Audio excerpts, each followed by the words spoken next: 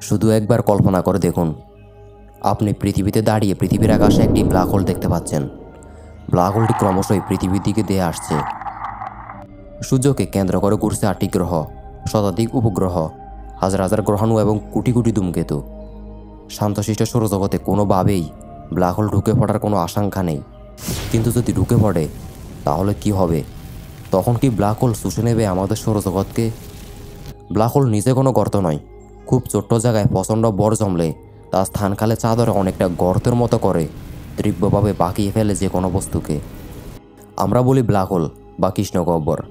ঘনত্ব অনেক বেশি হওয়ায় এদের মহাকর্ষ শক্তি অনেক বেশি হয়, এতটাই বেশি যে একটা নির্দিষ্ট এলাকা পার হলে কোনো কিছুই এর আকর্ষণকে আর অগ্রাহ্য করতে পারে না, মিশে যায় ব্ল্যাক হোলের সঙ্গে। তবে ঘটনা তো কেবল শুরু। ব্ল্যাক হোলটি সরাসরি সৌরজগতের ভেতর দিয়ে যেতে চাইলে কক্ষপথ থেকে ছিটকে যেত গ্রহগুলো পরিণত হতো জ্বালানিতে।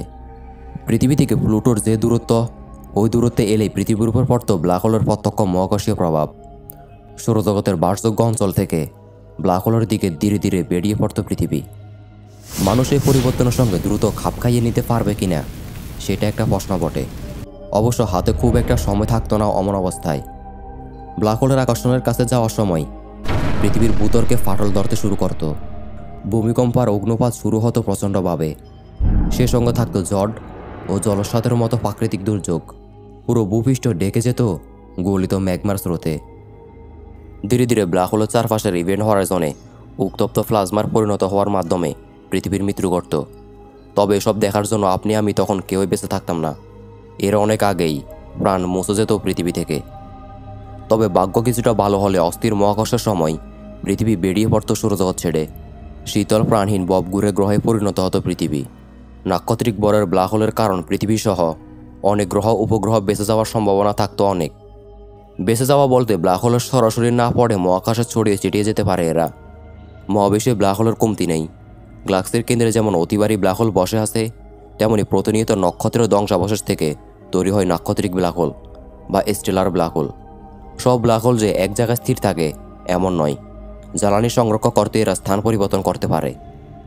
ধরা যাক এমনই কোনো ব্ল্যাক হোল ঢুকে পড়ল সৌরজগতে, সেক্ষেত্রে ঘটনা কেমন হতো? ব্ল্যাক হোলের কারণে পুরো সৌরজগতের অস্থির সংকটে পড়ত কি না তার নির্ভর করে ব্ল্যাক হোলটি কতটা বড় আর সৌরজগতের কতটা কাছে চলে এলো। আমাদের গ্যালাক্সির কেন্দ্রে আছে একটি অতিবারী ব্ল্যাক হোল। তার নাম হয়তো আপনারা শুনেছেন। তার নাম স্যাজিটেরিয়াস-এ। সূর্যের তুলনায় প্রায় 40 লাখ গুণ ভারী এই ব্ল্যাক হোলটি। এত ভারী আর বড় ব্ল্যাক হোলের সামনে সৌরজগৎ টিকে থাকার সম্ভাবনা প্রায় শূন্য। শুধু তাই নয়, আকারের কারণে ব্ল্যাক হোলটি কয়েক আলোক বছর দূরে থাকলেও আমাদের জন্য সমস্যার কারণ হয়ে দাঁড়াবে। মানে ওই 1 আলোক বছর দূরে থাকলেও শুষে নেবে আমাদের সৌরজগৎকে। তখন ব্ল্যাক হোলের চারপাশে থাকতো প্রচুর গ্রহ, উপগ্রহ, নক্ষত্র আর উল্কা। ব্ল্যাক হোলের জ্বালানি হিসেবে ঘুরতে থাকা এসব হতো উত্তপ্ত। কয়েক আলোক বছর দূরে থাকতে উত্তপ্ত এসব মহাজাগতিক বস্তুর বৃষ্টি শুরু হতো সৌরজগতে। হয়তো মৃত কোনো গ্রহের আঘাতে ততক্ষণে পৃথিবী ধ্বংস হয়ে যেত। অর্থাৎ অতিবারী ব্ল্যাক হোল অনেক দূরে থাকলেও এর প্রভাবে পৃথিবী সহ গোটা সৌরজগৎ ধ্বংস হওয়ার সংখ্যাই বেশি। তবে যেটাই হোক, তা বাস্তবে ঘটার সম্ভাবনা একেবারেই নেই। ব্ল্যাক হোল আসলে কি? সত্যিই কি এর অস্তিত্ব আছে? আধুনিক বিজ্ঞানে ব্ল্যাক হোল অতি পরিচিত একটি শব্দ। এটি মহাকাশের একটি অনন্ত বিষমময়। এটিকে কৃষ্ণবিবর বা কৃষ্ণগহ্বর বলা হয়। এর দ্বারা কিন্তু কোনো গর্ত বোঝা যায় না। জেনারেল থিওরি অব রিলেটিভিটি অনুসারে ব্ল্যাক হোল মূলত মহাকাশের এমন একটি স্থান যেখানে খুবই অল্প জায়গার মধ্যে অনেক অনেক বর ঘনীভূত হয়ে থাকে। এই বর এতটাই বেশি যে কোনো কিছু এর কাছ থেকে রক্ষা পায় না, এমনকি সর্বোচ্চ গতিসম্পন্ন আলোও নয়। কি এই ব্ল্যাক হোল? ব্ল্যাক হোলের রহস্যই বা কি? চলুন জেনে নেওয়া যাক।